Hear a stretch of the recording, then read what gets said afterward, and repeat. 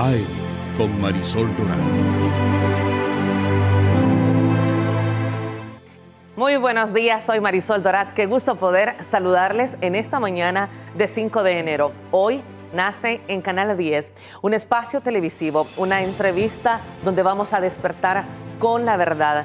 Es una urgente necesidad para los salvadoreños despertar con espacios como estos, donde podamos dialogar, donde podamos debatir, pero sobre todo donde podamos proponer los cambios para las transformaciones que todos deseamos. Tenemos que ser los protagonistas de ese futuro que queremos ver.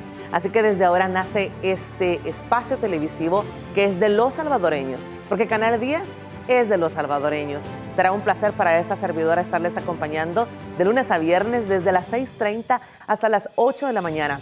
Hora y 30, donde en este lugar, en este espacio, sobre esta mesa, estaremos debatiendo los principales temas de país, las principales necesidades de los salvadoreños, los principales desafíos en los que todos tenemos que trabajar. Cada acción cuenta y eso es muy importante. Así que los invito a que me acompañen cada mañana. Hagamos país, hagamos este trabajo que se necesita en El Salvador. Para esta servidora es un gusto. Tras cámaras hay un gran equipo que trabaja junto a esta servidora y comenzamos de esta manera la entrevista AM. Comenzamos, bienvenidos. Ahora tenemos ya el gusto de presentar a nuestro invitado. Se trata de Alejandro Zelaya, ministro de Hacienda, a quien le doy una cordial bienvenida. Ministro, bienvenido. Usted es nuestro primer invitado. Un placer poder tenerlo en AM. Muy buenos días, Marisol. Muy buenos días a todos los salvadoreños que nos sintonizan a esta hora de la mañana. Felicidades por el primer espacio de entrevistas AM. Creo que va a ser un espacio muy importante para la opinión pública, muy importante también para la información de todos los salvadoreños. Y pues con mucho gusto, Marisol, abordamos ahora todos los temas hacendarios que pues en los últimos días han estado muy en boga, ¿no?, en la palestra pública. Y qué importante que los salvadoreños también estemos todos muy bien informados de cómo se están usando nuestros fondos y nuestros impuestos. Un tema presupuestario que nos trajo conversando desde el mes de septiembre cuando se presentó. Pasó octubre, pasó noviembre, pasó diciembre, pero en un madrugón, en el mes de diciembre, la Asamblea Legislativa trató de darle un giro a este presupuesto general de la Nación, el presupuesto con la mayor inversión social que se ha presentado en nuestro país en beneficio de los salvadoreños para tantos proyectos como lo son salud, educación y también seguridad. Y precisamente quiero preguntarle sobre la sanción de decreto del presidente general, del presidente nacional de la República para el 2021 y hábleme de estas sanciones que se realizaron al presupuesto general de la Nación. Sí, bueno, Marisol, hay que recordarle a todos nuestros televidentes que el día 24 de diciembre, en horas de la madrugada, la Asamblea Legislativa, después de haber tenido durante 3 meses el presupuesto general de la Nación, pues se decidió a realizar algunos cambios y recortes, sobre todo en la inversión pública, algo que a nosotros nos preocupaba muchísimo. Y pues el día 24 a las 5:55 de la mañana, casi a las 6 de la mañana, terminado la plenaria, y quien diga que eso no fue un madrugón, pues no sé en qué estará pensando, porque algunos diputados han tratado de mentir que fue un madrugón, pero es así. Lo hicieron en la madrugada y como dice el dicho popular, ¿no?, como ladrón en la noche o como cualquier pío que llega por la noche a tratar de recortar los fondos a los salvadoreños, lo estaban haciendo ese día 24 de diciembre en plena madrugada. Imagínate qué regalo de Navidad, Marisol, para los salvadoreños, que inversión pública como Cárcava, la reconstrucción de la Academia Nacional de Seguridad Pública, estaba siendo recortada por los diputados. Entonces, en los días posteriores al 24 de diciembre, nosotros nos quedamos revisando cuáles habían sido aquellos recortes importantes en la inversión pública que habían realizado los diputados. Y habíamos visto también cómo de una manera, descarada, habían trasladado fondos de esa inversión pública que habían recortado, la habían trasladado para entregárselo a sus alcaldes. Entonces, lo que nosotros hicimos fue revisar todos esos decretos, y como ellos emitieron una serie de decretos, alrededor de 10 decretos que estaban relacionados con este tema del presupuesto, entonces técnicamente nosotros decidimos que habían 2 decretos que se iban a vetar. Los demás se sancionaron por completo, pero estos 2 decretos se iban a vetar, que es básicamente el decreto 800, que contiene un crédito de 50 millones del BESIE, y el decreto 803, que contiene un crédito por 250 millones del BID. Yo decía ayer en una conferencia de prensa que los señores diputados se encargaron de tomar de rehén las pensiones, el aumento de la pensión mínima de 200 a 304 dólares. Entonces, nosotros lo que hicimos es que ese monto de la pensión mínima está asegurado, Marisol. Lo que nosotros no vamos a hacer es que no le vamos a entregar fondos a los alcaldes, sobre todo cuando no hay control de cómo se están gastando esos fondos y 2, no se están viendo las obras en las cuales se están invirtiendo esos fondos. Entonces, nosotros hemos decidido que no vamos a aceptar un robo tan descarado al país, porque son alrededor de 366 millones lo que se le quieren entregar a los alcaldes en concepto de fondos COVID o fondos para atender la emergencia. Pero yo preguntaba ayer en la conferencia de prensa, bueno, ¿y qué están haciendo los señores alcaldes en este momento? Yo veo que todos los alcaldes están dedicados a su campaña, pero ninguno de ellos se está dedicando a contener el COVID-19, cuando todavía tenemos la amenaza de una segunda ola. Entonces, aún así, cuando no están haciendo ninguna actividad, cuando es el gobierno central el que tiene que mantener la red de hospitales, el Hospital de El Salvador, todas las pruebas y todas las demás actividades que están relacionadas con la emergencia por COVID-19, cuando es el gobierno o el ejecutivo el que se encarga de estas cosas, los fondos se los quieren dar a los alcaldes. Nos parecía inconcebible. Así que decidimos que no íbamos a poner en riesgo el aumento a la pensión mínima, porque el incremento a la pensión mínima ya se va a entregar, es una realidad, es algo que está asegurado. Yo le he dicho categóricamente el día de ayer y lo vuelvo a sostener, no hay ningún riesgo para el incremento de la pensión mínima. Y para todos los salvadoreños que nos están viendo y que reciben esa pensión mínima, deben tener la plena seguridad que el incremento de 100 dólares a esa pensión mínima está incluida en el presupuesto. Lo que nosotros no vamos a permitir es que los señores alcaldes sigan haciendo uso sin ningún control de los fondos de los salvadoreños. Quiero que retornemos, ministro. Tenemos hora 30 minutos para conversar. Va a ser un tema que vamos a poder ampliar. Quiero que conversemos primero qué fue lo que pretendieron hacer los diputados esa madrugada. Bueno, quizás ellos se levantan un poquito más tarde. Se levantan bien temprano porque no les pareció madrugada. A mí me pareció también que fue un madrugón, pero ¿qué fue lo que trataron de hacer? Sí, hay que tener claro algo, y esto es importante que lo tengan muy, muy presente los salvadoreños. Nosotros en este momento, el país está atravesando por una etapa de campaña electoral.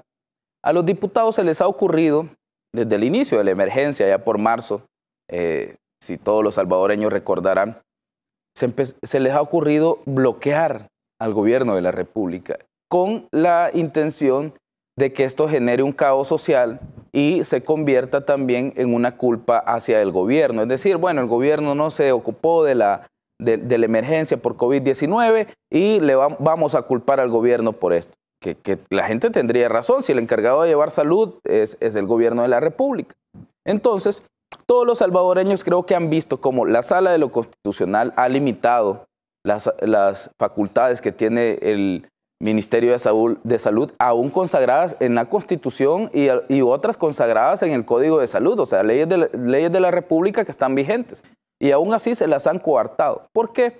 Porque muchos lo que buscan es generar caos social. Lo mismo ha pasado con los diputados. Si tú te recuerdas, Marisol, nosotros asistimos en varias ocasiones a la Asamblea Legislativa pidiendo un estado de emergencia para poder dar una atención adecuada durante la crisis por COVID-19 y nunca se nos entregó ese estado de emergencia. Luego fuimos también a pedir el decreto de emergencia por las tormentas Amanda y Cristóbal y tampoco se entregó el estado de emergencia. Lo único que se hizo al final es darle largas a la discusión, tratar de convertirse, algunos diputados trataban de convertirse en médicos de la noche a la mañana. Yo recuerdo allá por abril que fuimos a la Asamblea Legislativa, pasamos 6 días negociando con ellos. Y al final de eso decidieron que no querían votar. Estuvo ahí el ministro de Salud en plena emergencia sanitaria. El ministro perdió 6 días de su valioso tiempo que debía estar conteniendo la emergencia porque estaba negociando con los diputados. Y recuerdo que Fran Alaví les decía, miren, el periodo de incubación del virus es de 14 días, entonces las cuarentenas deben de quedar consagradas en la ley de emergencia o en la ley de estado de emergencia, que van a ser de 15 días cuando menos. Y de acuerdo a prescripción médica, pues si no hay síntomas y el paciente está negativo, se puede ir. Entonces, pero ellos decían, no, te vamos a dar 10. Y yo les decía, ¿pero qué es esto? O sea, a un médico le estás diciendo que la dosis, si el médico te dice que la dosis es una píldora completa y tú como paciente le estás diciendo que solo te vas a tomar media píldora. Es inconcebible. Entonces, a ese nivel de descaro llegaron los diputados con tal de bloquear al gobierno de la República durante la emergencia, con tal de hacerlo ver mal durante la emergencia por COVID-19. ¿Qué es lo que ha pasado ahora? El periodo de elecciones se ha acercado mucho más. Entonces, la desesperación de algunos de los diputados por ganar votos a costa de bloquear al gobierno de la República es aún mayor. Ellos creen que bloqueando al gobierno la gente va a decir, ah, bueno, vamos a votar por este diputado porque este diputado es el que se pelea con el presidente. Este diputado es bueno porque a él le gusta pelear con el presidente. No, los salvadoreños no piensan eso. Los salvadoreños están cansados ya de que algunos funcionarios públicos se aprovechen de sus cargos y solo mantengan un país polarizado. Los salvadoreños lo que queremos es soluciones, los salvadoreños lo que queremos es que nos solucionen los problemas del día a día, delincuencia, falta de empleos, acceso a fuentes económicas, que ahora mismo pues para nuestros microempresarios es una situación muy difícil. Entonces, esa parte creo que los diputados no la han entendido, Marisol. No es bloqueando al gobierno de la República que van a ganar votos, y creemos nosotros, y esto es una apreciación personal, pues, pero creo que muchos coincidirán conmigo, creemos nosotros que lo que se realizó el 24 de diciembre fue un intento más por bloquear al gobierno. ¿Qué es lo que se esperaba? Que el presidente no sancionara el presupuesto general de la nación. ¿Por qué? Porque se habían trasladado esos fondos hacia los alcaldes. Se había distorsionado. Y se había distorsionado algunos destinos de los créditos que nosotros habíamos negociado con multilaterales. Entonces, ¿fondos que querían llegar a las alcaldías para manejo de COVID? Sí, tal cual, eso dicen los decretos. La reforma, el decreto 608, los decretos 800 y el decreto 803 dicen claramente que son para proyectos municipales en el marco de la emergencia por COVID-19. Pero recordemos que ya se les habían entregado antes más de 70 millones de dólares. Se le han entregado 191 millones de dólares, Marisol, de los cuales todavía ninguno de ellos ha rendido cuentas sobre cómo se han usado esos fondos. Entonces, creo que para los salvadoreños es importante que nos digan cómo han gastado ese dinero. Ojo, no son 10,000 dólares, no son 5,000 dólares, no son 25,000 dólares. Son 191 millones de dólares los que se les han entregado a esta fecha. Y la Asamblea pretendía que ese monto llegara hasta una cifra de 366 millones. O sea, pero 366 millones invertidos ¿en qué? Yo he visto a la Corte de Cuentas, por ejemplo, Marisol, poniendo el grito en el cielo de que van a auditar al Ministerio de Hacienda, a diferentes ministerios y no sé qué y no sé cuánto. Y nosotros les hemos dado acceso a todo. De hecho, es más, les hemos dado tanto acceso que ellos ni nos notifican las comunicaciones preliminares de auditoría y salen a dar conferencia de prensa sin notificarle al auditado, violentando los mismos procesos de la Corte de Cuentas y la misma ley orgánica de la Corte de Cuentas. Entonces, nosotros sí les hemos dado acceso, pero extrañamente, hasta esta fecha, yo no he visto que el señor Ansora, el presidente de la Corte de Cuentas, haya presentado un informe de cómo salieron las alcaldías. A nosotros nos gustaría saber a cuántas alcaldías han auditado hasta este momento de los 191 millones que les entregamos por fondos COVID. A nosotros nos gustaría saber qué hicieron con los meses del FODES que se les entregaron durante la emergencia y que se les habilitó que fueran usados para la contención de la pandemia. No se ha informado. Entonces, extrañamente hay una selectividad de estos organismos que fueron electos por los diputados, porque los magistrados de la Corte de Cuentas los elige los diputados.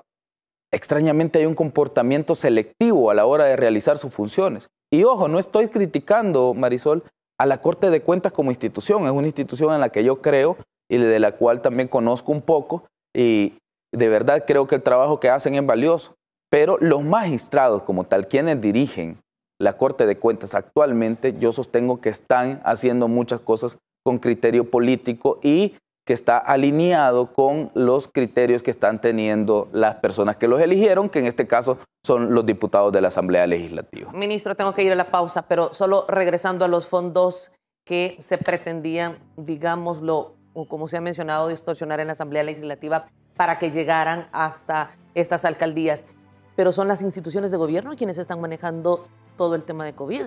Justamente a eso me refería, Marisol. O sea, nosotros le damos mantenimiento a la Red Nacional de Hospitales, nosotros le damos mantenimiento al Hospital El Salvador, nosotros somos, como gobierno de la República, los que llevamos las cabinas para hacer las pruebas, las cabinas de LEICE, que muchos de los salvadoreños que están viendo la entrevista las habrán visto en sus municipios y les habrán hecho alguna prueba, ¿no? Y si no, pues pronto van a llegar a sus municipios para continuar con sus pruebas. Nosotros somos los que vamos a manejar la aplicación de la vacuna, nosotros somos los que hemos gestionado los créditos.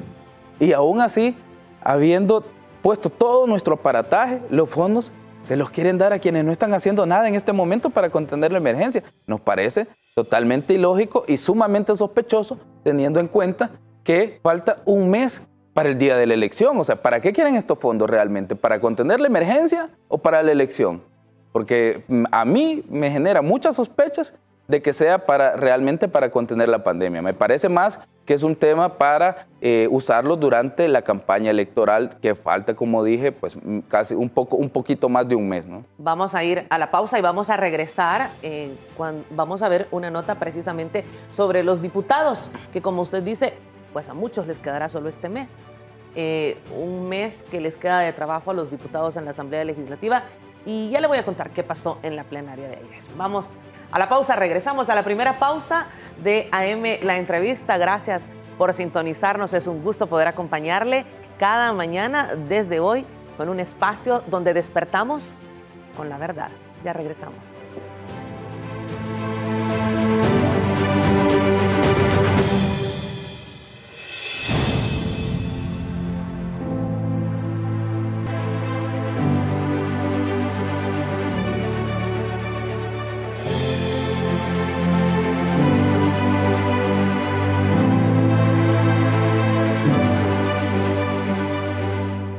Son las 6 de la mañana con 54 minutos. Si usted está desayunando, tenga muy buen provecho. Qué gusto que se acompañe de AM La Entrevista. Esta mañana estamos conversando con Alejandro Zelaya. Él es el ministro de Hacienda y estamos conversando sobre el tema del presupuesto. Un presupuesto que se mantuvo prácticamente 3 meses en discusión en la Asamblea Legislativa con muchos llamados de muchos funcionarios a las diferentes comisiones. Finalmente, en la madrugada del 24 de diciembre se da una aprobación. Ya nos explicaba el ministro cómo de alguna manera se trató de distorsionar este presupuesto, pero también existió un paso que dio adelante el presidente de la República al respecto del tema. De esto ya lo vamos a abordar más adelante. Pero antes quiero compartirle qué fue lo que ocurrió ayer en la Asamblea Legislativa.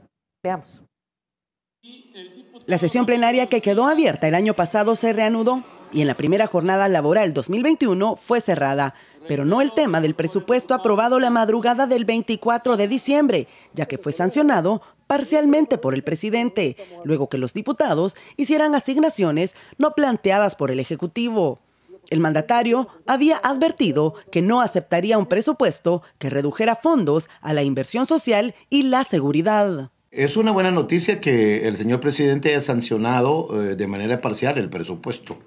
Digo, es una buena noticia, aunque debiese ser una excelente noticia que todo hubiese sido sancionado, pero el señor presidente tiene razón.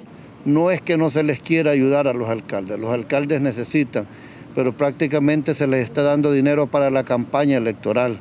El mandatario vetó 2 de los decretos que contenían fondos por cerca de $300 millones, destinados en su mayoría a las municipalidades de FMLN y Arena, así como a algunas ONGs cercanas a estos partidos políticos. En buena hora comenzamos este año con esa tarea también cumplida por todos ustedes y los que tuvieron a bien votar por él. Lo que estamos garantizando en este presupuesto son los fondos del FODES, que siempre se presupuesta. Nadie ha hecho un favor a nadie, si ese es un trabajo que tienen que hacer los diputados, que tenemos que hacer los diputados a favor del pueblo. Ahora, el sacrificio tendrá que ser el Ejecutivo de a ver cómo resuelve, cómo le favorece ese presupuesto a la gente. Lo cierto es que El Salvador ya se encuentra ejecutando desde el 1 de enero el presupuesto 2021. Las fracciones dicen estar a la espera de los detalles de la sanción del mandatario salvadoreño, así como del veto. Su reacción al respecto.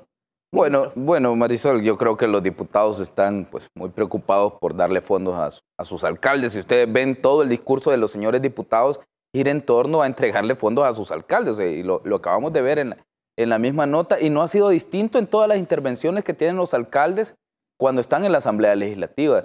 Si tú ves, siempre se preocupan por el FODES, por el pago de los fondos COVID, cómo le van a llegar a los alcaldes, más nos exigen que sea rápido, que sea inmediato.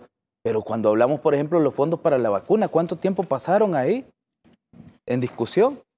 Y no se aprobaron hasta el 24 de diciembre gracias a la presión social y a la presión ciudadana que se realizó y a través también del acompañamiento de la gente con nosotros cada vez que llegábamos a la Asamblea Legislativa. Y una vacuna que estamos en pandemia y que a esta fecha está matando a cientos de miles de personas. Toda Europa casi está en confinamiento en este momento, Marisol. Muchos países también de América Latina están confinados en este momento. Francia creo que acaba de decretar un segundo confinamiento. Inglaterra, el Reino Unido también acaba de anunciar. Ellos pasaron su Navidad, de hecho, en confinamiento, y acaban de anunciar un segundo confinamiento para los primeros días de enero. Y pues nosotros, gracias a Dios, hemos hecho un buen manejo. La cuarentena estricta que nosotros seguimos, no por los diputados, sino porque la población hizo mucho caso, nos sirvió de mucho. Y ahora mismo nosotros, si tú lo has visto, hemos implementado estrategias de cerco sanitario focalizados. Se han intervenido municipios en específico y así se ha contenido la emergencia. Entonces, pero lo extraño es que cuando se habla de darle fondos al Hospital El Salvador, por ejemplo, en un hospital donde se han salvado vidas incluso de familiares de diputados, incluso de diputados suplentes o gente que está vinculada a la política y que conoce muy bien la necesidad porque estuvo ahí en la UCI del Hospital El Salvador, y aún así denegaron sus votos. Y es importante, ahora que usted dice denegaron sus votos, el diputado Guadalupe Vázquez dijo es obligación de los diputados. Claro que es su no trabajo. Es un favor el que le están haciendo a los salvadoreños, y además son los impuestos que pagamos todos. Tal cual, y de hecho tú ves, Marisol, si tú te recuerdas allá por octubre, hubo un momento en que la caja fiscal estuvo en estado tan crítico que nosotros no pudimos pagar el sueldo de los diputados. Como por 4 días nos retrasamos en el pago del sueldo de los diputados. El diputado Portillo Cuadra hasta ofrendaba su vida. Dijo que iba a ofrendar su vida si era necesario con tal de que le pagaran el salario y un par de cosas más que no recuerdo muy bien, que él dijo ese día en la sesión plenaria. Pero cuando hablamos para las soluciones del pueblo, entonces ahí sí no ofrendan su vida, ahí sí no dan ni siquiera sus votos. Pero cuando se trata de sus salarios, cuando se trata de sus beneficios, cuando se trata de sus privilegios, entonces sí pueden hasta ofrendar la vida. Pero para el pueblo salvadoreño, para comprar la vacuna, para darle insumos al Hospital El Salvador, no tuvieron la dignidad, Marisol, ni de dar sus votos a tiempo. Lo único que los obligó a dar sus votos por el presupuesto general de la nación fue la presión social. De ahí todos los financiamientos que ellos dijeron, ya le dimos fondos al Ejecutivo, le hemos entregado fondos. Creo que los salvadoreños ahora lo tienen claro. Nosotros teníamos 1.181 millones pendientes de asignación en la Asamblea. 1.181 millones que nunca se le entregaron al Ejecutivo, y ellos seguían diciendo que se nos habían entregado cuando eso era falso. Entonces, ¿qué es lo que hicimos? Agarramos esos fondos COVID y los metimos en la brecha del año 2021. ¿Qué es lo que pasó con esto? Hemos presentado el presupuesto con la menor necesidad de financiamiento para un año fiscal. Es decir, el presupuesto 2021 tiene apenas 130 millones, que son los que se han incorporado como brecha no financiada y que son los que vamos a salir a buscar al mercado. Entonces, a pesar de que estamos en una crisis de proporciones históricas, de proporciones inimaginables, nosotros hemos hecho un buen manejo. Quiero recordarles, Marisol, a todos los salvadoreños que el FMLN cayó en default en el año 2017. No pagó la deuda externa. No pagó la deuda externa. Fueron unos certificados de inversión previsional. Eso bajo la calificación de país, sí, ministro. Y eso nos hizo rebajar casi a bonos basura en el año 2017 porque fue un default selectivo. Solo fueron 3 días. Pero cayó en default, no pagaron. esa parte, porque no se ponían de acuerdo y al final ellos decidieron no vamos a pagar esta parte de la deuda. Entonces, caímos en default. Nosotros, a pesar de la caída de la recaudación fiscal, a pesar de todo el gasto adicional que nosotros tuvimos, porque tuvimos que comprar más oxígeno para el hospital, tuvimos que comprar más camas, tuvimos que contratar más médicos, esa es una demanda adicional del gasto que nosotros no hubiéramos tenido sin COVID-19. A pesar de toda esa demanda adicional del gasto, la caída en los ingresos, lo complicado que se pusieron los mercados internacionales para conseguir fondos, además del bloqueo de los diputados y todas las acciones que realizó la Sala de lo Constitucional, la Corte de Cuentas y otras instituciones que han hecho hasta lo imposible por bloquear al gobierno del presidente Bukele, a pesar de todo eso, nosotros pagamos deuda externa. No hemos caído en impago durante todo el año. Pero ¿qué es lo que ha pasado? Nos ha tocado realizar una priorización de los gastos de verdad sin precedentes. Algunos dicen, bueno, ¿y por qué no han hecho esto? ¿Por qué no han hecho lo otro? Bueno, porque COVID vino a trastocar mucha de la planificación que nosotros teníamos. Por ejemplo, el plan despegue económico, que ahora mismo pues lo estamos retomando y vamos por muy buen rumbo. De verdad, nosotros queríamos que el plan despegue económico en el mes de mayo estuviera, digamos, implementado 100%. Pero no se podía porque los comercios estaban cerrados, porque había que cerrar, porque el virus camina en la medida en la que los seres humanos también transitamos por las calles. Entonces, de verdad, nosotros hemos hecho nuestro mejor esfuerzo y uno de los reflejos es eso. No caímos en impago a pesar de la crisis fiscal en la que estaba la caja, a pesar de la caída de los ingresos, a pesar de la demanda adicional del gasto, a pesar de los bloqueos de la Asamblea Legislativa y a pesar de lo complicado que estuvo el mercado internacional para conseguir fondos. Aún así, nosotros cumplimos con todos nuestros compromisos el año pasado e hicimos uno de los mejores manejos de la pandemia en todo el mundo. Nos convertimos en referente. El Hospital El Salvador hace poco salió publicado los métodos que se están utilizando en el Hospital El Salvador en la revista científica Lancet, por ejemplo. Es un reconocimiento al esfuerzo, no del ministro de Salud o del ministro de Hacienda o cualquiera de los funcionarios, sino de los médicos que están ahí, de los profesionales que han arriesgado su vida. Vamos a ir a una pausa. Al regresar, quiero preguntarle, porque este es un espacio para debatir, y quiero preguntarle por qué el presidente de la República veta el decreto 800 y el 803. ¿Qué representa esto para la población? Y si se han perdido algunos fondos, ¿cuáles fueron los que se perdieron? ¿O cómo se ha hecho este manejo y esta distribución de fondos? ¿Le parece? Al regresar de la pausa. Regresamos con más de AM, la entrevista. Les saluda Marisol Dorat. Es un gusto poder acompañarles en este que es nuestro primer programa. Gracias por su sintonía. Volvemos tras la pausa.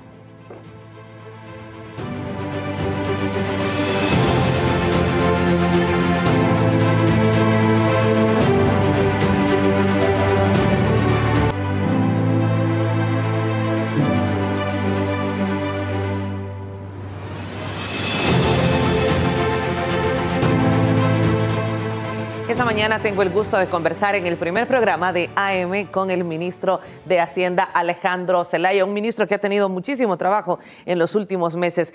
Ministro, el presidente de la República vetó 2 decretos. Uno de ellos es el decreto 803, el cual comprendía un crédito de $250 millones.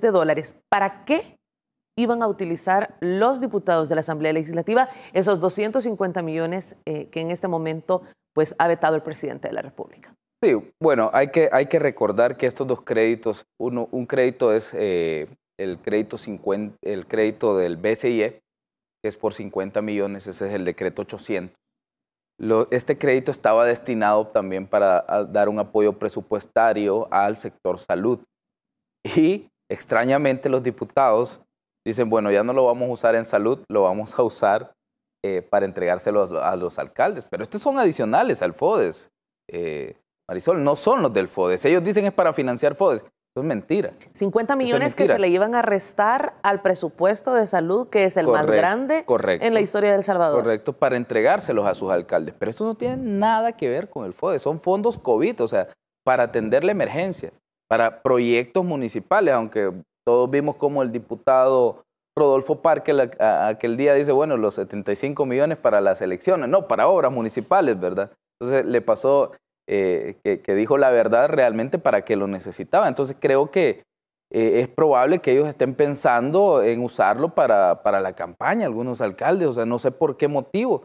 Si son fondos que están dirigidos para contener la pandemia, no sé por qué algunos insisten en entregárselos a sus alcaldes sin mayor control y aún cuando no han rendido cuentas de cómo han usado los anteriores fondos. Y el crédito 5036 del BID, que también estaba dirigido para agricultores, también estaba dirigido para, habíamos pedido fondos para el Hospital El Salvador, ahí también, y creo que habíamos pedido también para FOPROMIT, para continuar con el programa de entrega de paquetes alimentarios, que todos los salvadoreños han visto cómo han llegado hasta la puerta de su casa a entregar esos paquetes alimentarios, al contrario de cómo se hacía en gobiernos anteriores, que todas las donaciones o los fondos que deberían ser utilizados para solucionar los problemas de los salvadoreños fueron a parar a cuentas de partidos políticos. Pues todos recordamos las donaciones de Taiwán por 10 millones, cómo fueron a parar a las cuentas de Arena en aquel momento. Y como también el expresidente Francisco Flores murió en arresto domiciliario. Creo que todos lo recordamos. Por primera vez, ahora sí, las soluciones llegan al pueblo y los fondos se están usando de manera correcta. Entonces, ellos lo que querían hacer era tomar estos fondos que son para atender a los salvadoreños y trasladárselos a sus alcaldes a un mes de la elección. O sea, no tiene ningún sentido cómo lo pueden usar o cómo van a contener el COVID si ellos no están haciendo ninguna acción en este momento. Entonces, nosotros hemos decidido, en conjunto con el equipo del presidente. Y ojo, lo interrumpo, ministro. ¿Sí? Muchos alcaldes que han estado en la lupa. Muchos alcaldes cuestionados y muchos alcaldes que han tenido que estar enfrentando también procesos en este momento con la Policía Nacional Civil. De verdad, yo escuchaba ayer al alcalde de San Salvador, por ejemplo, el alcalde Mason, hombre, diciendo que yo estaba cometiendo fraude electoral por no entregar el FODES. O sea, para ellos, o sea, básicamente están diciendo, sí, lo vamos a ocupar en la campaña. El FODES lo queremos para utilizarlo en la campaña política. ¿Por qué? Porque dice que el no entregárselo es un fraude electoral. Yo no entiendo qué tiene que ver el FODES con las elecciones. No le encuentro ninguna lógica. No debería de existir. No debería tener ninguna relación. Entonces debería ser el alcalde Mason quien explique por qué relaciona el FODES con un fraude electoral o por qué lo relaciona con la elección. ¿Está pensando el alcalde Mason utilizar el FODES en la campaña política? Yo creo que decirlo abiertamente es la mayor desfachatez que le he visto a un funcionario público y sobre todo a un funcionario electo por la gente. Yo creo que la gente no va a estar de acuerdo. ¿Y después dice, no nos permiten endeudarnos. Hombre, si falta un mes para la elección.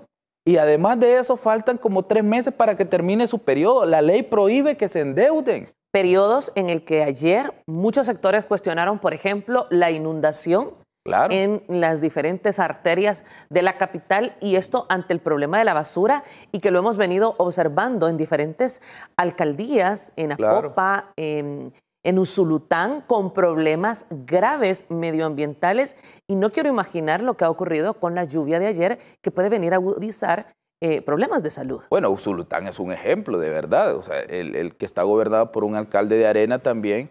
En muchos de los casos los vecinos se han organizado para reparar sus calles. Había una nota de un periódico el día de ayer que yo estaba revisando. Los vecinos se estaban organizando para reparar las calles porque ellos no se comprometen con el trabajo. Las calles estaban inundadas de basura. O sea, de verdad, la gestión del alcalde de Usulután es lo más pésimo que yo he visto. En conjunto con el alcalde de San Salvador, ambos pertenecen al partido Arena. Ahora, ¿qué es lo que ha pasado? El alcalde Mason, por ejemplo, dice, no, nosotros no ejecutamos obras porque nos han retenido el FODES. ¿Sabes cuánto representa el FODES en el presupuesto de San Salvador? Creo que representa menos del 5% de todo el presupuesto de San Salvador. El 95% del presupuesto de San Salvador, o de los ingresos de la alcaldía de San Salvador, provienen de fondos propios porque tiene una actividad económica grande. Entonces, ellos dicen, no nos han entregado el FODES y por eso no hemos hecho obras. Eso es mentira. ¿Por qué? Porque se faltan un mes para la elección. ¿Qué hicieron los 2 años anteriores? ¿Qué hicieron con los fondos de los 2 años anteriores? Se dedicaron realmente solo a pasar el tiempo y se olvidaron de la gente. Y ahora la gente, de verdad, les va a pasar factura por haberlos olvidado. Así que nosotros, de verdad, Marisol, creemos que seguirle dando fondos a los alcaldes cuando estamos en plena elección, de verdad tiene un uso muy sospechoso. Y los diputados se han empecinado en entregarle esos fondos a sus alcaldes. ¿Por qué no dicen ellos le vamos a entregar más fondos al Hospital El Salvador? ¿Por qué no dicen ellos le vamos a entregar más fondos a esta institución que realmente está haciendo una actividad que es necesaria para la contención de la emergencia, sino que específicamente a sus alcaldes? Le voy a trasladar las preguntas que se hace la gente en la calle, que se acerca o que a través de las redes sociales.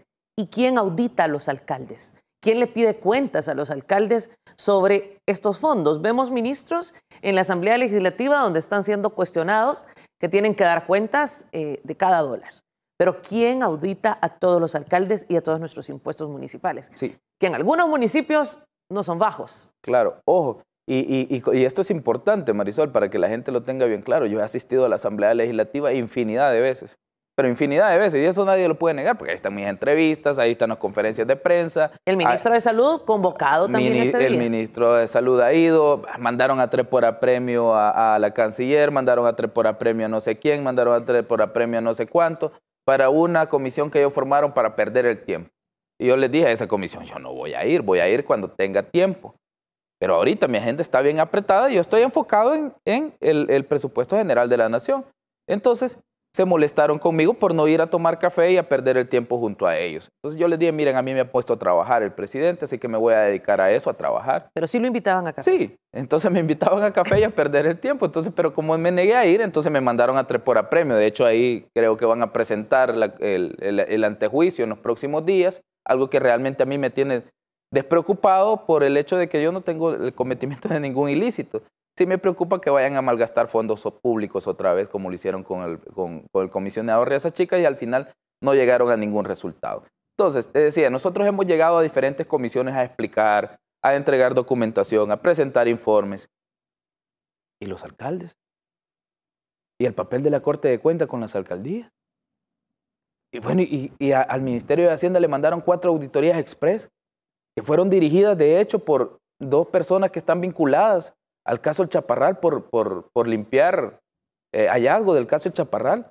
Yo incluso les dije, miren, yo esas 2 personas no las quiero ahí, o sea, no las quiero por su vinculación. Ellos todavía están en fase de instrucción, en un juzgado. Entonces yo de verdad me siento incómodo, les digo, yo creo que no es un personal competente para que ellos estén dirigiendo las auditorías cuando han sido señalados de limpiar casi 700 millones, casi 500 millones en auditorías del Chaparral. Entonces yo no quiero a estas personas, pero aún así ellos los mandaron y continuaron ahí. Les dimos la información, se entregó toda la documentación, se les ha dado todo el acceso. ¿Y a las alcaldías? Yo vi al magistrado presidente Anzora salir a dar una conferencia de prensa de la auditoría que le hicieron al Ministerio de Hacienda, violentando los procesos de la ley orgánica de la Corte de Cuentas, el manual de auditoría gubernamental, violentando también el Código Penal en el artículo 324, que está penado en 4 o 6 años el delito. Pero yo no he visto que digan algo sobre los alcaldes. Yo no he visto cómo San Salvador invirtió los fondos COVID que se le entregaron. Yo no he visto cómo invirtió Usulután, por ejemplo, que ni recoger la basura pueden, los fondos COVID que se le entregaron. Las demás alcaldías, San Miguel, Santa Ana. ¿Cómo usaron esos fondos? Todavía no se nos ha dicho. Entonces, para nosotros creo que es importante, no solo para nosotros, sino que para la ciudadanía, también se transparenten esos fondos. Yo no he dicho que el gobierno no debe rendir cuentas. Claro que debe rendir cuentas. Claro que debemos entregar información. Pero también las alcaldías, porque están usando fondos públicos. También las alcaldías, y lo vemos en departamentos como Usulután. Usted sabe, esta servidora ha trabajado para Noticiero El Salvador y hemos presentado en las últimas semanas y para concluir el mes de diciembre una cantidad de municipios con problemas donde la población suplica que se haga algo al respecto. Quiero mostrarle las imágenes del departamento de Usulután.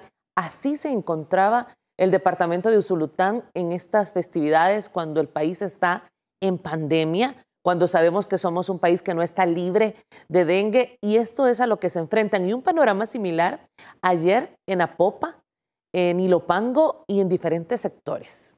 Y ayer en San Salvador, por las inundaciones donde veíamos a los salvadoreños bajarse de sus automóviles y tratar de poder limpiar las alcantarillas para poder evitar una inundación en esta lluvia que fue una lluvia sorpresiva. Sí, y de verdad, de hecho, no es la primera vez que sucede, Marisol. Todos recordamos cómo San Salvador nadó en basura en el reciente invierno. O sea, literalmente nadaba en basura. Y ahora mismo vuelve a suceder el tema de las inundaciones. ¿Por qué? Justamente porque los alcaldes no se están ocupando de sus actividades más básicas. O sea, yo creo que recolectar la basura es algo imprescindible y no lo están haciendo en este momento. Entonces, ¿cómo es posible que se le sigan entregando fondos a personas que no cumplen con sus tareas? Dos, que no están rindiendo cuentas. Y tres, que no tienen un programa definido de cómo van a usar esos fondos. Entonces, no entendemos nosotros cómo una persona con estas tres características, que no se ocupa de sus funciones más básicas, que no ha transparentado el uso de los fondos anteriores, que no tiene claro cuál va a ser el destino para el cual va a usar los nuevos fondos, y aún así entregarle más dinero. Entonces no tiene lógica. Veamos las imágenes de San Salvador ocurridas anoche.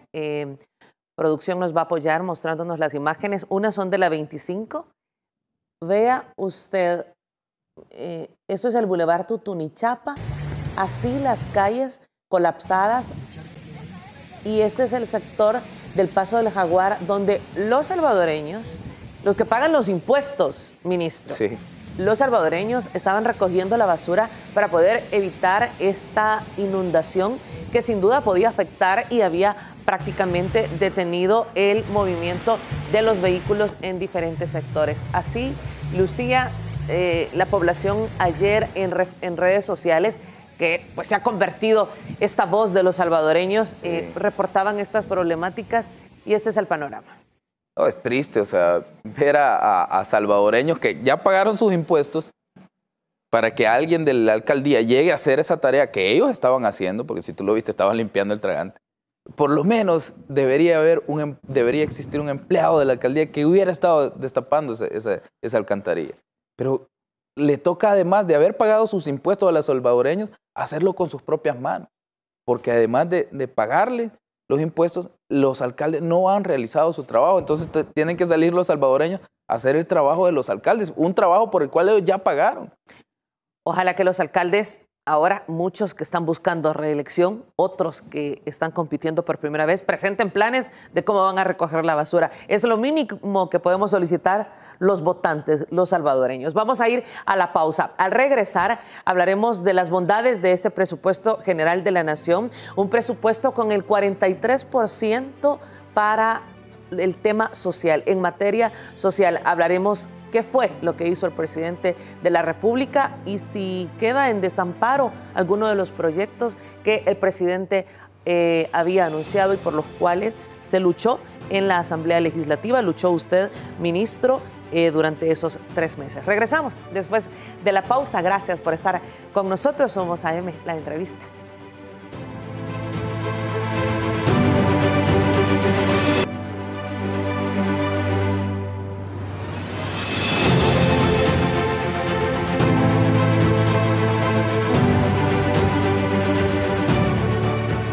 Soy Marisol Dorat y es un verdadero gusto poder acompañarles en la entrevista esta mañana. Está con nosotros el ministro de Hacienda, Alejandro Zelaya.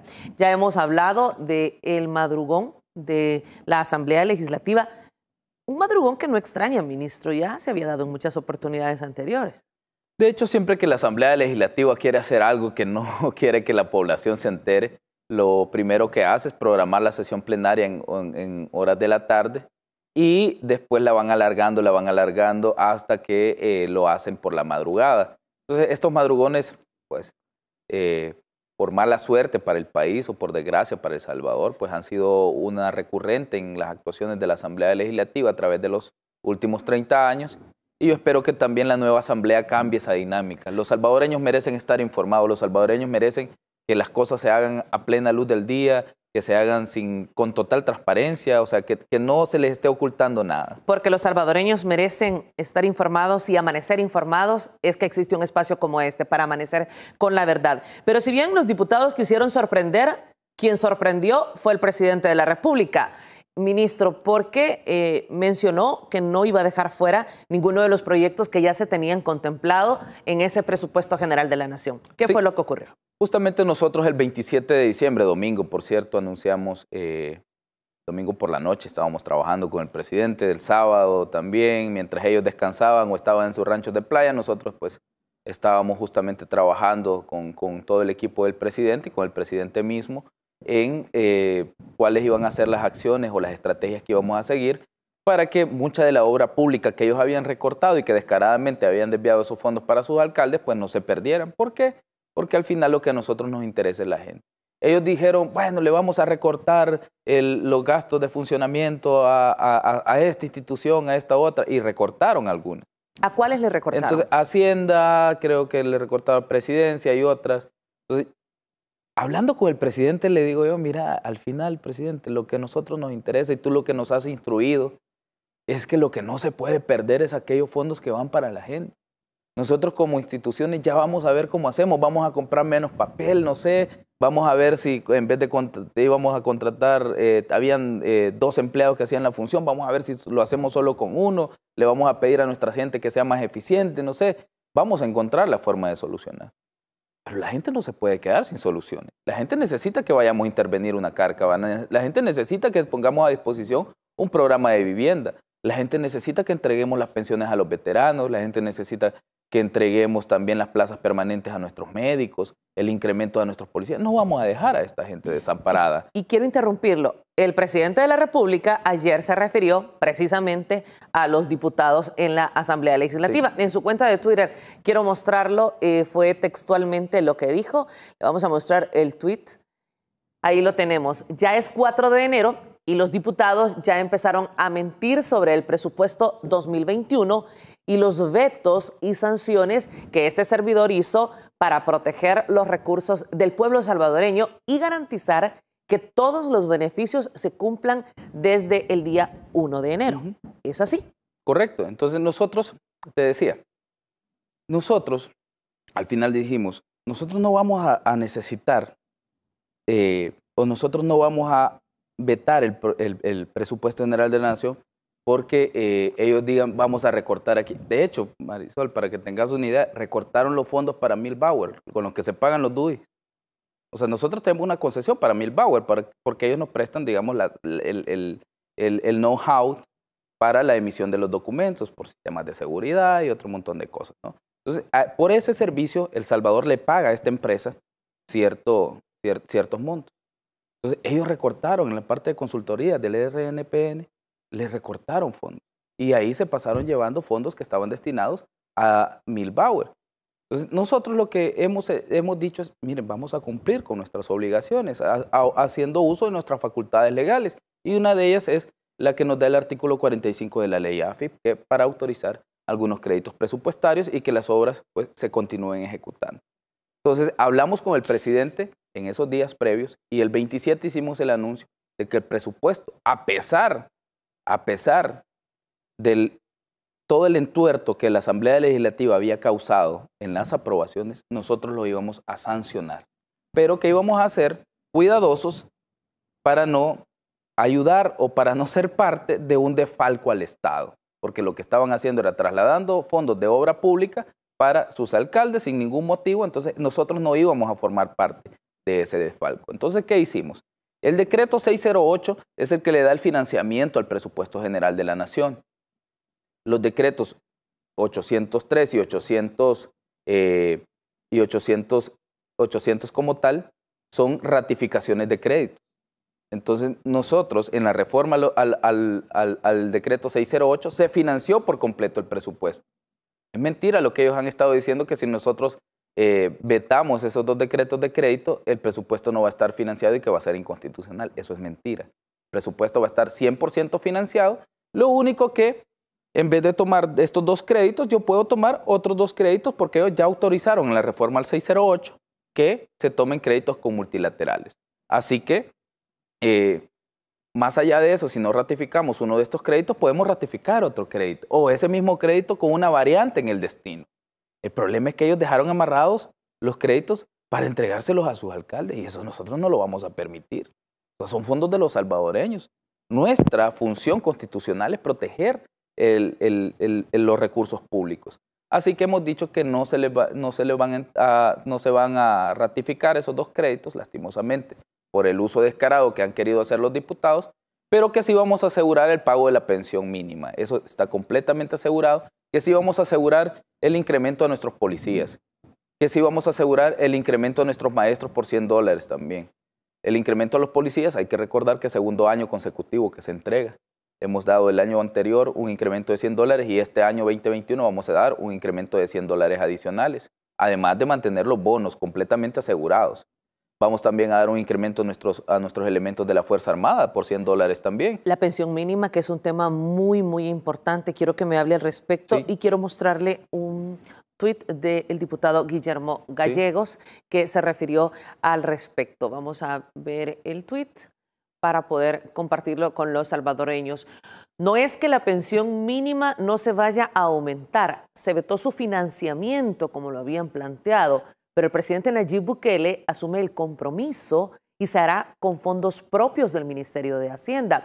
La buena noticia es que a partir de este mes será una realidad. Tal cual, a partir de este mes será una realidad y nosotros con el tema del financiamiento lo vamos a arreglar en el mes de mayo. ¿Por qué? Porque ellos dejaron 125 millones que están en el crédito 5036 del BID, que estaba vinculado con eso. Pero lo que nosotros vamos a hacer es usar créditos presupuestarios del Ministerio de Hacienda para los primeros meses y luego arreglar esa parte, porque el financiamiento de la pensión es necesario. En este momento lo vamos a financiar con fondos propios. Pero es necesario también arreglar el entuerto que ellos causaron. ¿Por qué? Porque el incremento a la pensión mínima como tal también necesita de un estudio más profundo. Este es un primer paso, pero también necesitamos una reforma de pensiones que beneficie, como el presidente lo ha dicho, en primer lugar a la gente, en segundo lugar al Estado y en tercer lugar a las AFP en su momento, pero primero la gente. Y que es una deuda histórica. Es una deuda histórica. Entonces el presidente ha dicho que con la llegada de la nueva asamblea nosotros vamos a hacer un estudio integral. Todavía no podemos adelantar cuál va a ser el producto que va a salir, pero que vamos a considerar a todos los actores de la sociedad, tanto privados como públicos, grupos de interés, movimientos sociales, que estén incluidos en esta discusión porque es algo que nos interesa a todos. En este momento la pensión, el incremento a la pensión mínima es un paso, sí, un paso importante y creemos nosotros que es adecuado en los beneficios para la gente, pero que también necesita dársele sostenibilidad en el tiempo, porque de nada nos sirve hacer un incremento en este momento, Marisol, y en los próximos 4 o 5 años no se puedan pagar. Hay que ser responsables con este tema. Entonces necesitamos algo que le dé sostenibilidad y que también implemente beneficios de manera integral para toda la población. Denos tranquilidad, el 43% de ese presupuesto que tanto se habló desde septiembre hasta el mes de diciembre que va destinado para el área social, ¿podemos tenerlo asegurado los salvadoreños? Hablamos de eso al regresar de la pausa. Claro. Seguridad, educación y salud, que sin duda es lo que ha mantenido a los salvadoreños pendientes de este presupuesto porque saben que es el beneficio que va a poder llegar sobre todo a las familias más desprotegidas. Volvemos, vamos a una pausa, ya regresamos con más de AM.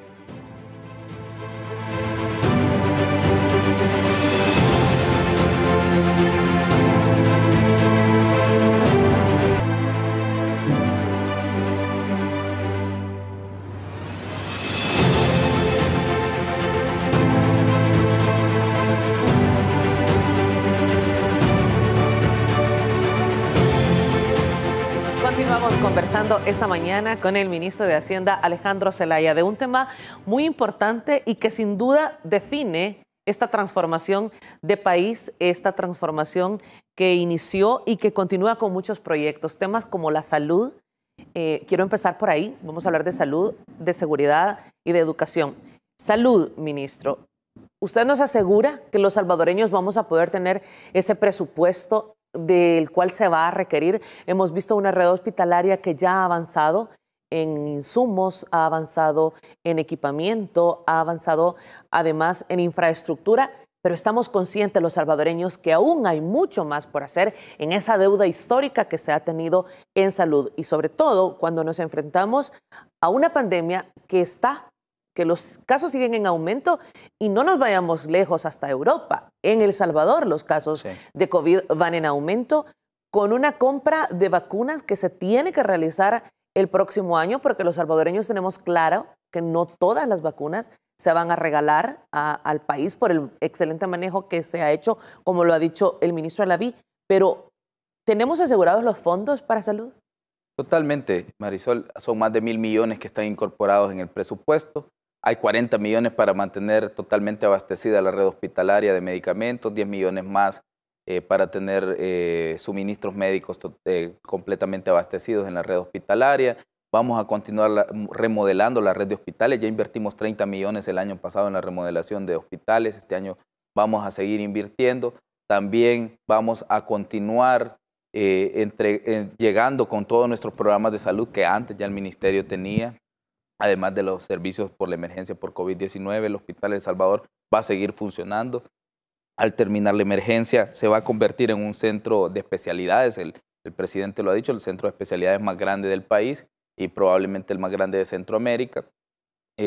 También vamos a entregar plazas permanentes al sector salud que estaba trabajando durante la emergencia. Vamos a cubrir las nocturnidades por primera vez.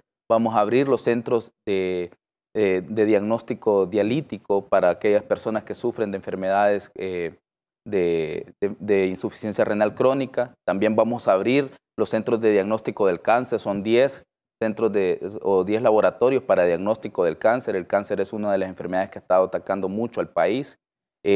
Vamos a seguir invirtiendo, como te decía, también en las clínicas comunales o en las clínicas, unidades de salud. En las unidades de salud se va a seguir invirtiendo. Son más de 760. Correcto. Vamos a comprar ambulancias, vamos a contratar personal médico para el equipo élite de respuesta de emergencias. Vamos a crear 80 ambulancias totalmente equipadas y también con sus equipos de primeros auxilios. El país ha tenido muy poca capacidad de respuesta en el pasado para algunas emergencias. Entonces lo que pretendemos es tener a este equipo SWAT, digamos, que esté destinado a eso. Así que vamos a continuar invirtiendo en salud y todos esos fondos, Marisol, están totalmente asegurados, al igual que la nocturnidad de nuestros médicos, que nunca se pagó en los gobiernos anteriores. Nosotros lo vamos a reconocer y se les van a pagar a todos las nocturnidades y también sus vacaciones. Emociona mucho escuchar esas palabras, esas buenas noticias, que sin duda hay salvadoreños que nos están viendo en todo el territorio y quienes también estarán sintonizando a través de plataformas digitales. Emociona mucho porque habla de esa justicia.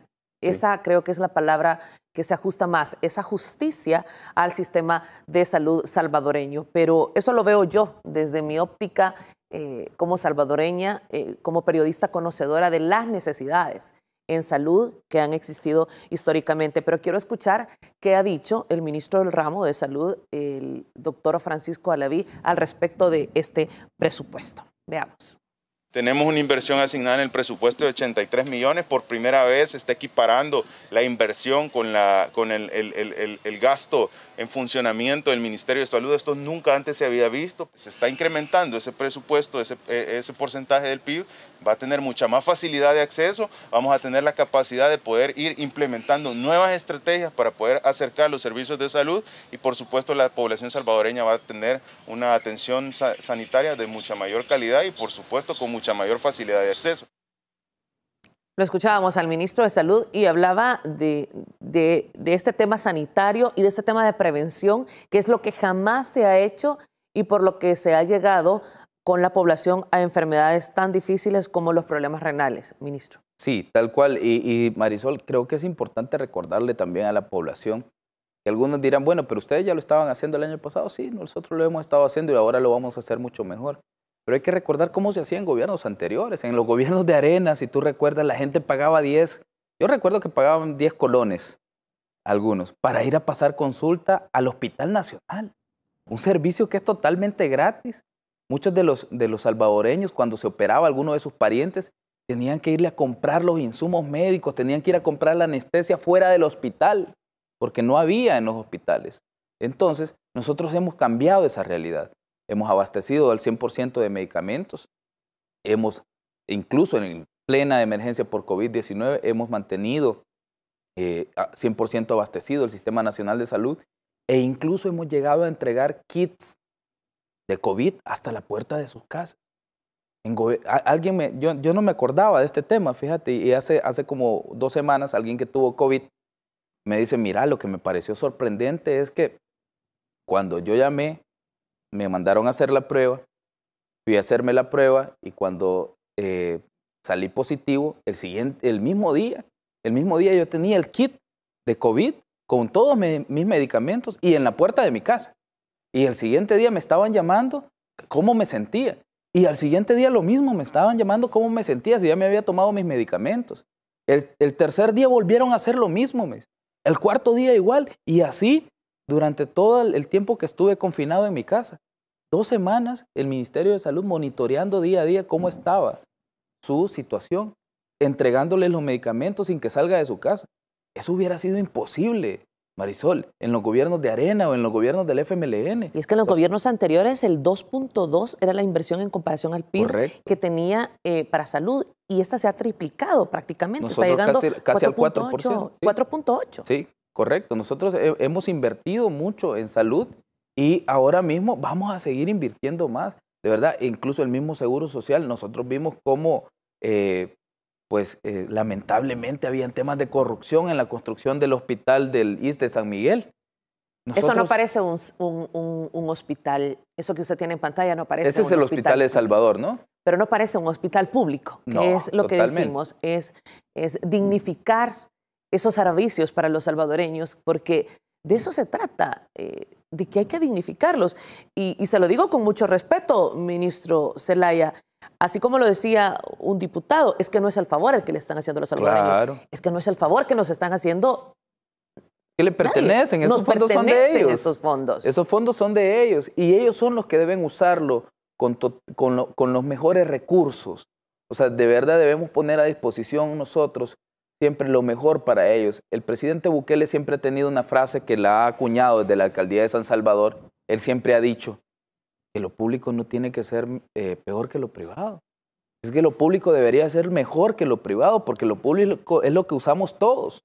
Entonces, creo que esa visión que el presidente ha impregnado en todo el gabinete nos ha hecho que nosotros de verdad nos enfoquemos en la gente.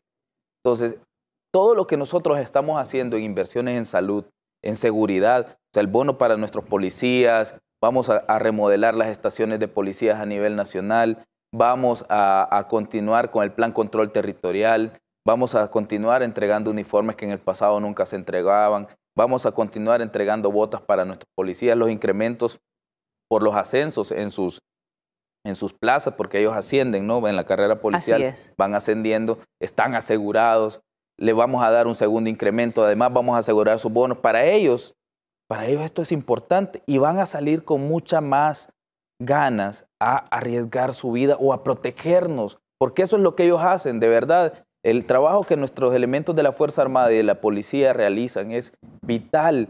Ellos nos protegen. No es posible que ellos, que son los que nos protegen a nosotros, estén en las peores condiciones. Espéreme unos minutos para llegar al tema de seguridad, porque antes quiero que hablemos de educación. Ya hablamos de salud, ya podemos tener la tranquilidad de que el ministro Zelaya nos ha venido a decir en el primer programa que tenemos asegurada la inversión para salud. Hablemos de educación, pero antes escuchemos a la ministra. Educación, donde también existía una deuda histórica, sin pupitres en muchos centros escolares, los ha visto esta servidora, sin techos, en unas condiciones paupérrimas, no solo el sistema de salud, sino que también el sistema de educación. Y se trata de brindar escuelas dignas a nuestros niños, a nuestros hijos, para poder transformar y llegar al futuro que queremos. Veamos qué dijo la ministra de Educación respecto al presupuesto. Está en lo correcto, porque su principal preocupación es que los estudiantes tengan su computadora. Y es tan importante esto, puesto que en el protocolo regreso a clase, la modalidad de enseñanza va a ser la modalidad semipresencial a través de las 4 plataformas que tenemos. Ahí está. Estuvieron en riesgo en algún momento estos fondos, esa madrugada de 24 de diciembre, para que estos fondos llegaran hasta cada niño con su computadora, pero hoy sí se va a cumplir. Hoy sí se ha logrado con estos movimientos, con con los decretos que sancionó el presidente de la República, Nayib Bukele, sí se podrá lograr esta mejora en el sistema de educación y llevar esa computadora a cada niño salvadoreño? Sí. Hay que recordar, Marisol, que los diputados, ellos dijeron, bueno, recorten 264 millones de inversión pública. O sea, podían ser las computadoras, pues. O sea, porque la computadora está en el rubro de inversión pública. O sea, ellos lo que querían era, bueno, recorten donde sea. Y creo que pretendían o que creían que nosotros íbamos a ir a recortar el programa de computadoras. Con el presidente lo hablábamos y dijimos, no, eso jamás lo vamos a hacer, no lo vamos a recortar. Y usted lo reiteró. Sí, y se los dije, o sea, no vamos a permitir, eso no es negociable, para nosotros es un punto de honor, porque no es una computadora para mí, Marisol, no es una computadora para ti, es una computadora para todos aquellos niños que estudian en centros escolares públicos. De verdad, a mí me tocó estudiar en un centro escolar público toda mi vida, o todo mis cursos a esta básicos. Servidora también. Y justamente tú que has estado en un centro escolar público, entonces sabes cuáles son las necesidades que la gente tiene y sabes cuánto también se alegra un padre de familia al ver que su hijo está estudiando en condiciones adecuadas, que tiene una computadora, que tiene internet. Ojo, porque no es solo la computadora, es una computadora con internet. Entonces, cuando tú dignificas a esta familia, de verdad le estás diciendo que la educación es el camino adecuado para romper el círculo de la pobreza. Entonces, ellos le apuestan a eso. Mientras que si tú tenés una escuela donde no hay pupitres, no hay lápices, no hay pizarras y menos computadoras, yo creo que a ningún niño o a ningún padre de familia se siente emocionado de ir a la escuela. Bueno, hoy voy a ir a estudiar. No creo que los niños se emocionen porque van a estar en unas condiciones realmente difíciles, con sus techos que se quiebran, se mojan. Esa condición nosotros tenemos que cambiarla. La vamos a empezar a cambiar. Vamos a empezar a cerrar la brecha tecnológica, vamos a seguir invirtiendo en la remodelación de escuelas. El programa Mi Nueva Escuela lo vamos a echar a andar este año. El BCIE ya aprobó, si no mal recuerdo, un crédito por 200 millones para intervenir alrededor de 180 centros escolares con el programa Mi Nueva Escuela. Además de todas las demás acciones que nosotros vamos a estar realizando, vamos a dar el incremento a los maestros y al personal administrativo del Ministerio de Educación. Vamos a contratar a los docentes que estaban trabajando con el ISNA de manera temporal, se van a contratar de manera permanente porque es importante que tengan seguridad. Además de eso, vamos a seguir invirtiendo también en el mejoramiento de todas las escuelas a nivel nacional con el plan multimodal que está implementando también el Ministerio de Educación. Y para todo eso se requiere una inversión bastante grande. Son más de 1.300 millones los que hemos incorporado nosotros a educación, es decir, un 5% del PIB. Estamos invirtiendo lo mismo que invierte México, Uruguay o Estados Unidos, ¿no? Ellos con presupuesto más grande porque tienen una población más grande, una población estudiantil mucho más grande que la nuestra, pero a nivel porcentual entre relación PIB y inversión en educación, es el mismo 5% lo que ellos invierten. Y hemos invertido y se invierte también con este presupuesto en la Universidad Nacional. En la Universidad de El Salvador le hemos dado un incremento sin precedentes, cientos de varios millones de dólares que les hemos entregado a la Universidad de El Salvador. Vamos a construir 2 sedes, la sede de Chalatenango, la sede de Morazán. Yo les decía a los diputados, porque ellos querían recortar el dinero de las 2 sedes y que no se ejecutaran. Entonces yo les decía, mire, ¿y por qué? O sea que Morazán no se merece tener una universidad. Chalatenango no se merece tener una universidad. Hablábamos con el presidente y le decía yo al presidente, mira, presidente, a mí me parece que es inhumano decirles que no a estos 2 departamentos por varias razones. Departamentos como Morazán, Marisol, tienen menos oportunidades de salir del subdesarrollo por varias causas. No hay una carretera importante que cruce por la parte central del departamento. En el departamento de Morazán, la carretera panamericana, que es la más importante, toca solo por el lado de Jocoro, pero toda la zona norte queda excluida de esa carretera. No tienen costa, lo que tienen son bosques nada más. Entonces, y además de eso, les tocó una posición geográfica muy alejada de la capital. Entonces, de verdad tiene un conjunto de factores que lo hacen un caldo de cultivo bastante bueno, digamos, para el subdesarrollo. Alejado de las capitales, sin una carretera importante, sin costas y con pocos recursos naturales, y además a eso sumarle uno de los departamentos con los niveles más bajos de escolaridad a nivel nacional. Entonces, a consecuencia de la guerra. Correcto, a consecuencia de la guerra, porque fue una de las zonas donde dominó el ERP. Entonces, hay que tratar de ayudarles en este momento. Y una universidad, además de que les va a dar una apuesta en el largo plazo, también les va a dar trabajo en el cortísimo plazo, en la construcción, en la alimentación, en los servicios asociados, las librerías que se ponen cerca de una universidad. Entonces, eso te da espacios para que tu realidad económica y también tu realidad de desarrollo humano cambie. Pero tenemos que empezar a poner esas primeras piedras, porque si no, la apuesta de largo plazo no se va a cumplir. Así que esta es la primer gran apuesta para esos departamentos. Vamos a hablar al regresar de la pausa, la última pausa, porque ya nos quedan pocos minutos, de la seguridad, que está muy asociado a la educación, porque muchos padres de familia, ante la delincuencia, ante las olas de criminalidad que mantuvo este país por décadas, muchos padres de familia simplemente no enviaban a sus hijos a las escuelas. Está ligada la educación y la seguridad. Y al regresar vamos a hablar de si tenemos presupuesto para continuar con el Plan Control Territorial, un Plan Control Territorial que afortunadamente en el 2020 redujo el número de víctimas casi a la mitad en comparación al 2019 y que sin duda son números que nos llenan de mucha satisfacción porque son la mitad de las familias que no han tenido que llorar a sus seres amados y que ojalá un día lleguemos a cero crímenes en este país. Vamos a la pausa. Regresamos con más de AM. Gracias por estar con nosotros en este primer programa.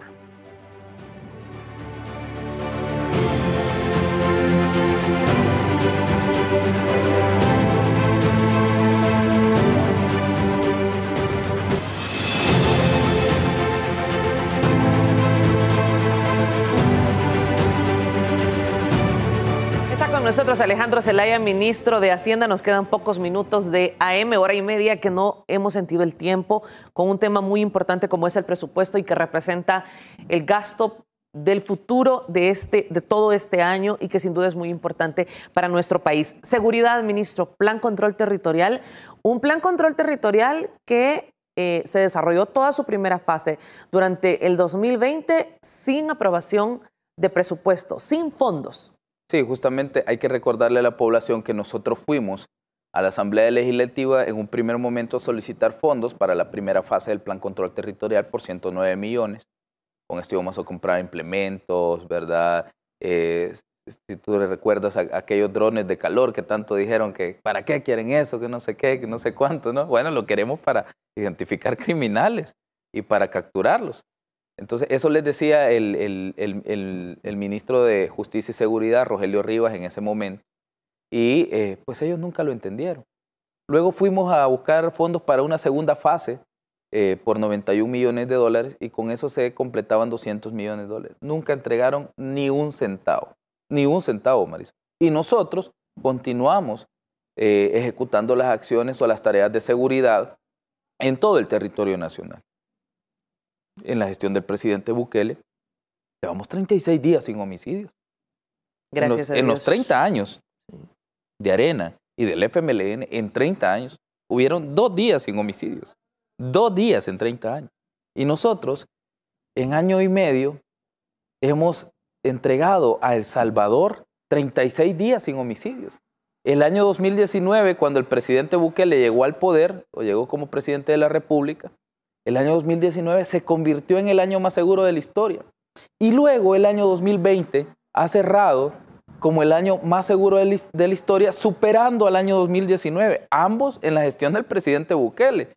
O sea, nosotros nos hemos ido superando a nosotros mismos en cuanto a la consecución de los objetivos del Plan Control Territorial y yo creo que ningún salvadoreño honrado y decente esté en contra del Plan Control Territorial. No creo que nadie esté en contra de que las vidas de muchos salvadoreños se sigan salvando. Pero yo he visto, como por ejemplo, como algunos diputados, la diputada Batres del Partido Arena, una vez que hubo un repunte de homicidios, si tú te recuerdas cuando el presidente Bukele mandó encerrar a todos los pandilleros, que dijo no vuelven a ver ni un rayo de sol y si no dejan de matar. Díganle a sus homies que no van a volver a ver ningún rayo de sol y los mantuvo encerrados durante muchísimo tiempo, que mandó a sellar las celdas. Si tú te recuerdas que nos criticaron tanto, claro que sí. El Faro diciendo que estábamos violentando derechos humanos y no sé qué. Y la diputada saliendo a decir, aquí está los grandes resultados del Plan Control Territorial, alegrándose porque habían salvadoreños que estaban siendo asesinados. O sea, no entiendo cuál es la lógica. O sea, se alegraba porque al gobierno le estaba yendo mal, y cuando al gobierno le va mal, es sangre de salvadoreños la que se derrama. O sea, ¿a favor de qué están? Entonces, nosotros seguimos implementando el Plan Control Territorial a lo largo del año 2020 y en el año 2021 lo vamos a reforzar. Con la llegada de la nueva asamblea, también va a ser mucho más fácil implementar todas las medidas que nosotros necesitamos en el tema de control de la delincuencia, pero sin duda ya hemos hecho bastante hasta este momento. En cuanto a qué contiene el presupuesto en materia de seguridad y cómo vamos a continuar con ese plan control territorial, hemos asegurado los bonos de los policías, vamos a reconstruir la Academia Nacional de Seguridad Pública. En los próximos días vamos a anunciar de dónde van a salir los fondos. El presidente me ha pedido específicamente que empiece a revisar ya de cómo van a salir esos fondos. Nosotros vamos a ir anunciando poco a poco cómo salen los fondos de la inversión pública que los diputados recortaron, porque la ANCP es parte de esos fondos que ellos recortaron. Entonces vamos a ir anunciando porque el pueblo no se va a quedar sin soluciones. Hemos asegurado bonos, incrementos a la policía, hemos asegurado uniformes y también implementos para como municiones, botas, ¿verdad? Nuevos fusiles, porque pues, evidentemente se desgastan. Y también hemos asegurado la reconstrucción también de algunas estaciones de policía a nivel nacional.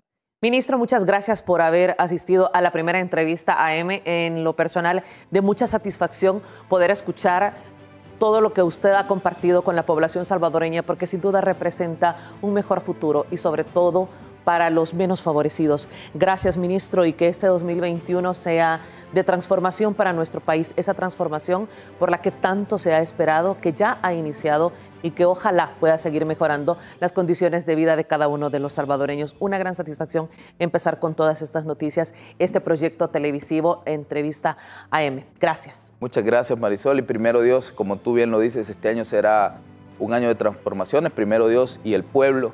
Ellos se van a encargar de verdad enterrar todo ese legado de corrupción y despilfarro de gobiernos anteriores, y espero que este también sea un espacio que colabore con esas transformaciones que tanto necesita el país. Nosotros desde el Ministerio de Hacienda haremos lo propio, ¿no? Para que este país siga avanzando, y pues felicitarte nada más, Marisol, por el programa, y pues en buena hora y los mejores augurios para los programas que vienen. Muchas gracias, ministro.